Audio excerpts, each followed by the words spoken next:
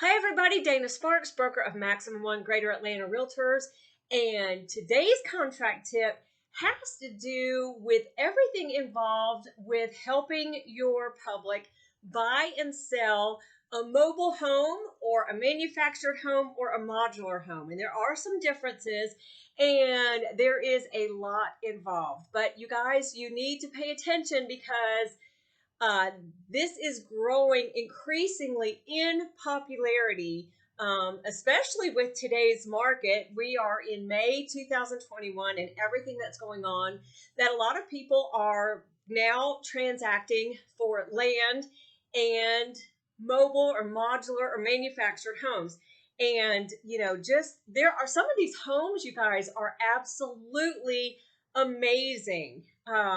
I know some of the other YouTube channels that I often watch are Chance's Mobile Home World, Recreational Resort Cottages with Mike, Mr. Tiny Timmons, and Christina Smallhorn. So check out some of their channels just to get a sense of some of these beautiful, beautiful homes. But to bring it back to us from a real estate agent's perspective, I want to introduce you guys to Patti Loveless and Jennifer Black, who have a ton of information for you guys regarding the real estate side of buying and selling land and mobile homes and everything that's involved. So you guys, please tell us a little bit about your experience and what's involved and some of the things that you just may not think of to help people with this part of real estate. Okay, we'd be happy to. So first of all, a modular home is a home that is built in a manufacturing plant in pieces, and they bring it out to your property and they actually put it together into the home, and then the inside is built out. That ends up being real property, so it's fee simple. You sell it just like you would any other home. Mobile homes or manufactured homes are a little bit different than that. So Jennifer and I just went through a transaction together where I had the seller and she had the buyer, and we learned a lot of the steps. I mean, we learned a lot of stuff. Okay. And I think the first thing that we learned is that if you're not prepared when you start, if your seller's not prepared, which that was on me, then it's going to take a lot of time. So holding the contract together begins to be a little bit of a sticky situation when the buyer is having to wait a long period of time. So have your ducks in a row and make sure that the mobile home or manufactured home is on a permanent foundation. What that means is that the axles and wheels are taken off. It's placed on a block foundation. Usually it has stucco on the outside of it, and it does have supports underneath it at the pressure points that are going to keep it from movement. And it also has to be tied down to the ground with some anchors. So if that is done, then you can sell the mobile home as real property if you take the rest of the steps that we're going to tell you about. So I'm going to interrupt you. So what if it's not? What if it's just still on wheels, parked on the land? So my guy just put it on a permanent foundation and had the licensed foundation engineer come out and inspect it for him, which is the next step I'm going to let Jennifer tell you about. Okay, thanks. Yes, because it will be on a foundation. A foundation certificate will have to be provided, and that has to be done by a licensed foundation professional. Yeah. And one tip about that we learned is that not only do you have to provide the lender with the certification, you also have to provide them the invoice showing that it's paid, because the underwriter is going to ask for that. Correct. So, and then the next step is to make sure you have the title. So they get a title just like you would for a vehicle. And if it's a single wide, you have one VIN number and one title. If it's a double wide, you have two VIN numbers and two titles, and three. If it's triple wide, there's three VIN numbers, three titles, so on and so forth. So all of them do have to be provided in order for the property to be retired, in order for the mobile home to be retired to the property to be sold as real property.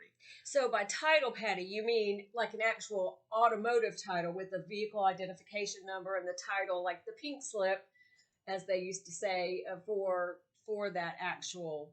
So is there a separate VIN number if it is a, like you said, a double wide or triple wide? There would be three VIN numbers and three actual titles. Correct. Mm-hmm. Those titles are from the state, just like a vehicle title would be. And you go to the DMV to get that? You can go to the, there's certain steps you have to take.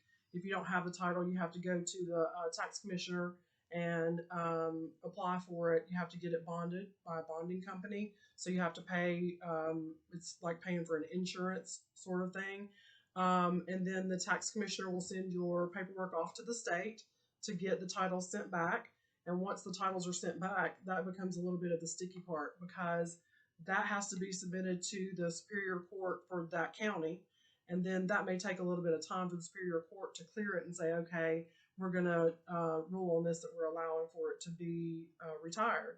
And then they send that back to the tax commissioner, and you get certification that the title has been required. That then is provided to the attorney and the lender, if there is one, so that the closing can move forward with the retired property. And when you're talking about taking time, and in this transaction, our time frame that we were given was it could take at least 3 months, was a time frame that the county was giving us, which definitely interfered with our closing dates. And, at one point, we were not sure that we were moving forward with this buyer because, she was renting a place and she didn't want to continue paying rent. She wanted to move into her new home. So we ended up having to get creative with it and do a temporary occupancy prior to closing with that one. But we were able to work it out. It just took quite a bit of time. Mm-hmm. Great. Speaking of VIN numbers, there's going to be serial numbers that are on the mobile home. So this one was a double wide, so it actually had 2, and they have to be visible on the outside of the mobile home. It's like a little plate that they're written on, correct? Mm-hmm. And if they're not visible, you have to have a HUD certification. Certification. Yeah, for you to say. Yeah, and that takes time too, because you're having to send that off to HUD to get that certified, and it also costs a good bit of money. And I'll also tell you that in addition to it being on the outside of the mobile home, it may also be on a label inside the kitchen cabinets or somewhere around that area of the home. So they put them in 2 different places. A lot of times people have, I don't know why they tear the labels off inside the cabinets, I guess when they're putting their cabinet paper down or something, who knows. But, or they've replaced the cabinets and that decal is no longer there. So, and I'll tell you, in the situation with ours, the lender had checked on the property and it was being taxed as real property. So at the beginning, when we started the process, we didn't think the title had been retired, but then when we realized it was being taxed as real property, everybody kind of relaxed and thought, oh, okay, well, it's being taxed as real property, the title's been retired. That is not true. So just because it's being taxed as real property does not mean the title has been retired. And if you wait until the underwriter needs the information and tells you it's been retired, you are quite a bit behind the 8 ball on that. So these are things that the seller information should have, in air quotes. But as a real estate agent getting ready to list land that already has this on there, these would be some checklist items to help the seller to avoid any delays. That's correct. And I thought I had done that because I knew that it was on a permanent foundation and he had the certification, and we made the assumption together as a group that it had retired title.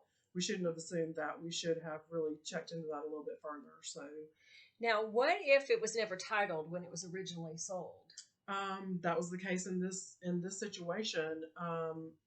The original title had never been filed with the state, so that was part of the bonding process. The bonding company insured over that and sent that information to the tax commissioner, and that was filed with the Superior Court to say that they're insuring over any ownership before, because they were able to go back and do the search and know who owned it prior, and kind of do almost like a chain of title search. So let me ask you guys a question. Obviously, if the buyer is getting a loan, which I don't know if y'all want to touch on that or not, different things that are required to get a loan for a mobile home versus cash. I mean, from the seller perspective, I imagine all the title issues are the same, regardless of how a buyer, if they're paying cash or getting a loan. Well, if they're paying cash, it can be bought as on a bill of sale, which was what my seller bought it that way. So when he bought it, the title was not retired, and the attorney that he closed with didn't retire the title because he was paying cash. Now, does that have to do if it's on a permanent foundation or still on wheels? Well, with our loan, the lender told us it had to be on a permanent foundation and that it had to be a double wide. They said single wides were not interesting. eligible. Oh, interesting. So yeah. So, what about, I don't know if this is within your experience that you guys have just had and are so informative about, what if somebody just wants to buy land and then get a mobile home later and put it on there, or manufactured home? I don't know all of the details of that. I have heard some things and read some things, but I do believe around us, around the metro Atlanta counties, a lot of counties have a moratorium on any new mobile homes coming in, unless it's in one of the mobile home parks where you have to have a new unit. You can't move an old unit. More rural counties, they have different laws, and I haven't studied up on all the counties around here, but like where we are in Paulding County, you can buy property and put a mobile home on it. It has to be a new unit and it has to have a certain roof pitch, and couldn't quote that to you right this minute. Is there a requirement for amount of land that you need to have before you place a mobile home? So you can't have a half an acre lot. I'm going to throw that number out there. I don't know off the top of my head. It may be a half an acre because you have to have a half an acre in Paulding County to build a home on with a septic tank. Right. So with a mobile home, you're most likely going to have a septic tank because you're usually more rural and there's no sewer service around. So whatever the county code where you want to put the mobile home is what you need to check. They'll have rules for mobile homes, and if it's not particular, then you would have to follow whatever their housing code is. Awesome. Any more tips or tricks or ideas or things to look out for real estate agents helping people either buy or sell mobile homes and land? Jennifer was integral in us actually getting this to close. So I'll tell you that she was on top of it. She can tell you where she was kind of tracking the process and keeping up with when we expected to get our titles back. It was actually through the online DMV. You're able to go in there and search the title by the serial number, and it was able to keep me updated on how the process was going. And as soon as it was, they call it printed, which basically means it's been printed and they have it out in the mail, and that took about 2 to 3 weeks. We had to get 2 because it was a double wide. So I was able to keep up with that process through there. And lots of phone calls to the DMV, asking a lot of these questions, what exactly it meant to my client. So time-wise, what was the time frame from, I guess, from the time, Patti, that you listed the property until closing? I think you listed it in February. I did. I listed it in February, and we just closed on it 2 weeks ago. Beginning of May. So the beginning of May. So it took us a little bit of time to work through all of that. And we just recently spoke with ADavis about it too. So if there is a problem with the chain of title, like the current owner didn't get a title in their name, you know how when you sell a vehicle, you have to sign the back of it over to the new person.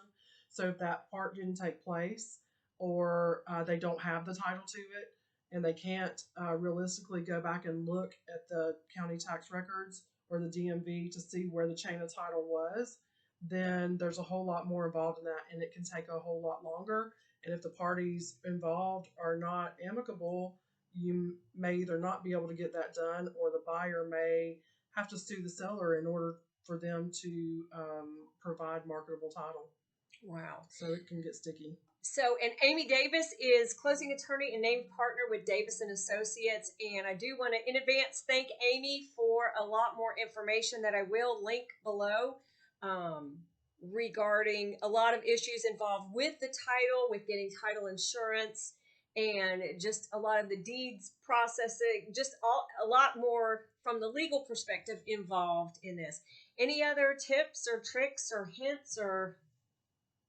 No, I mean, don't be afraid of them. There's a little bit more work involved, but I mean, if your buyer is looking for a home and they're willing to purchase a mobile home and you find one, work through the transaction and, kind of make that part of your wheelhouse. We feel like we have, we're not quite experts, but we're getting there. So if you need any help, please feel free to give us a call. Like I said, there are some gorgeous mobile homes out there. It's just fun watching these, watching some of these other YouTube channels with these houses. They're just, the floor plans are amazing and they're gorgeous. Are you guys comfortable sharing your contact information if agents have any questions to contact y'all? Sure. Okay. I'm Patti Loveless with the Compass and Key team of Maximum One Greater Atlanta Realtors. My cell phone number is 678-910-5217, and you can call me or text me. And I'm Jennifer Black. I'm also a part of the Compass and Key team.